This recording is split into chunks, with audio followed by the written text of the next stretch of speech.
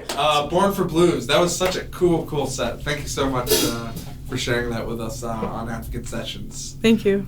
First off, how did you guys get started as a group? I know you're relatively young, all in high school, I think sophomore, junior year? Is that correct? Yeah. So how long have you been doing this, and how did you guys get started? Well, we've been doing this for 2 years.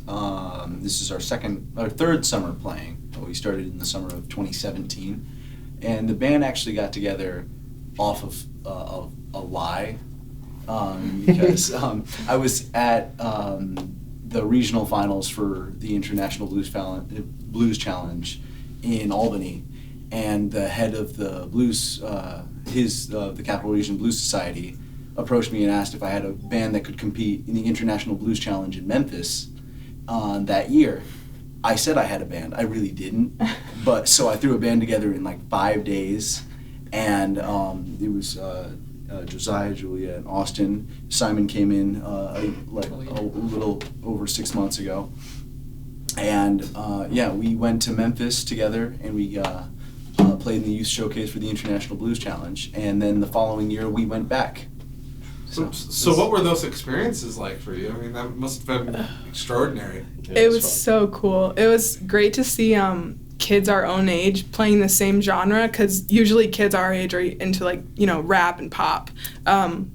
So it was cool to see kids our age shredding it on the guitars, or personally, I don't really know that many singers in my school, so it was cool seeing singers my own age, especially females, singing the blues.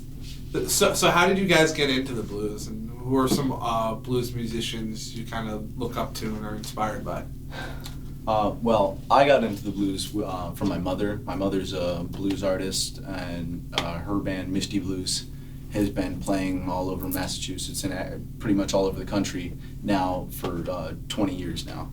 Oh, and, wow. Yeah. That's extraordinary. Yeah. But some blues artists I'm interested in. I'm a big fan of Muddy Waters. I like B.B. King.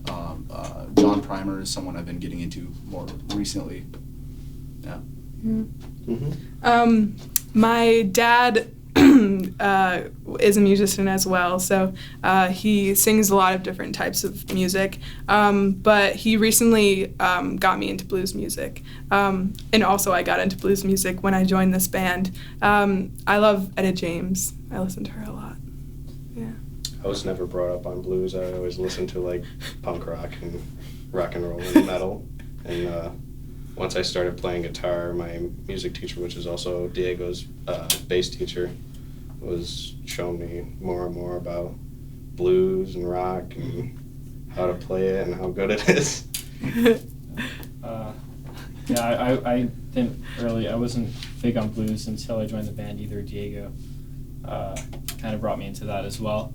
And Diego was my bass teacher too. I didn't even know how to play bass when I joined the band. I was like, you want to be the bassist? He was a beginner. Sure, but I don't know how to play. And he's like, well, I'll help you with that.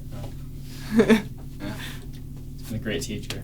Thank you. Yeah, so it was only recently until I discovered really what blues was, what kind of it was as a genre of music, because I never listened to it before I joined the band. Well, you're very good at it. I mean, I appreciate it. What's your background as far as playing music before blues? I guess blues is where I'm kind of starting my career. I guess. Really? Well, I don't know. But like my family, a lot of my family members are musicians.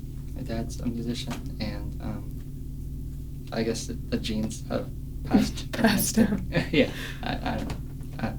But yeah. So as far as the future, have you recorded any records yet, or do you plan to record in the future? Well, we've gone into the studio 3 times. We recorded an album of covers, and then we later that year we went in and recorded a single, and then just recently, last December, we recorded our first original album, and released that in January of this year. Yep. And what were your thoughts about creating that record? What was that experience like for you guys? Oh my gosh. It's really fun being in a studio. I like having my kid all mic'd up, being able to just play really well and then have it all recorded really nicely and mixed really well. And our engineer Frank, he's a great guy. He's super good at what he does. Yes. But if you mess up a little bit in the studio, he's not afraid to call you out. Yeah, he called out Josiah a few times. He won't once. It was when I was new with playing bass. It was our first album, and I was I wasn't great. I'm not great right now, but I'm working on it. But I messed up like really badly or something, and he was like talking through the headphones, and he said, "Do you need me to come in there and teach you how to play bass?" And that was, revolutionary for him. Yeah. I just have a last question. You guys have any shows coming up in September, October time? We have a show at Firefly in Lenox, Massachusetts, on the August 31st? August 31st, 8:30 to 11:30. Okay. And, now's I guess the time if you want to tell people about like Facebook, if you have a website, any other kind of social media you want people to know about. So we have a Facebook. You can reach us at Born for Blues. The 4 is Roman numerals, so Born Ivy Blues. We have an Instagram. It's a little shaky right now though, in terms of content. We have a YouTube. You can find us on YouTube anywhere. Spotify, iTunes. And CD Baby. Yeah. Too. CD Baby. And Reverb Nation, right? Yeah. Reverb Yeah, Nation. so and it's Born for Blues on all of those. Yeah.